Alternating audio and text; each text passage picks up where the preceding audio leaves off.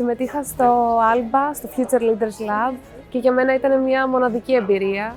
Ήταν ένας τρόπος να ξεφύγω από την καθημερινότητα και πραγματικά να δω πολλά διαφορετικά ερεθίσματα, να κερδίσω πολλές εμπειρίες, πολλές νέες γνωριμίες. Χαίρομαι πάρα πολύ που συμμετείχα σε αυτό το πρόγραμμα του ALBA. Ελπίζω να γίνει θεσμός και να συνεχιστεί και για τα επόμενα χρόνια. Το πρόγραμμα ήταν η κατάλληλη ευκαιρία για να ανοίξουμε τα μυαλά μας και να δούμε τους ηγέτες που υπάρχουν γύρω μας και να μάθουμε πώς θα φτάσουμε και εμείς σε αυτό το επίπεδο.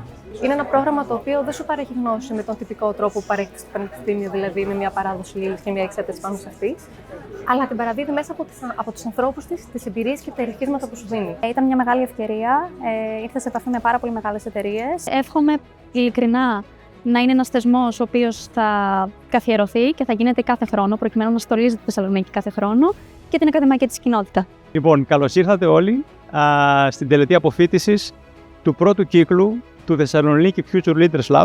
Μπορώ να σας πω ότι είμαι ενθουσιασμένος τόσο με την αφοσίωση την οποία δείξατε, από τη σοβαρότητά σας, αλλά κυρίως από τη διάθεση και τις γνώσεις σας. Καλώς ορίσατε στην οικογένεια του ALBA. Μια οικογένεια 33 ετών, αν δεν κάνω λάθος, με κάπου 6.000 αποφύτους όλων των βαθμίδων.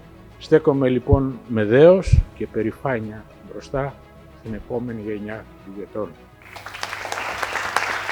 Κάνουμε διάφορες χορηγίες, αλλά αυτό δεν είναι ανθρωπιά. Ανθρωπιά είναι άλλο πράγμα και όταν υπάρχει η δυνατότητα στον οποιονδήποτε να βοηθήσει τον συνάνθρωπο, αυτή είναι η λέξη συμπερίληψη και πραγματικά λέξεις που δεν τις ξέραμε και μπήκαν στο λεξιλόγιό μας, έχουν ουσία και πρέπει να γίνονται καθημερινότητα στη ζωή μας.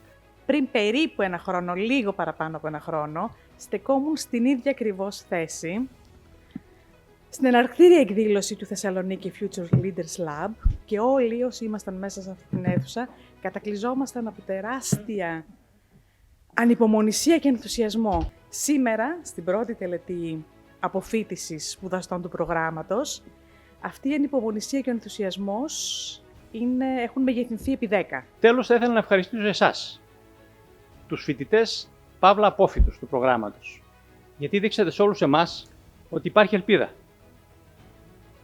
σε αυτή την κοινωνία. Σε αυτή την κοινωνία, εμείς θα πρέπει να εμπνευστούμε από αυτό. Την αγάπη για μάθηση.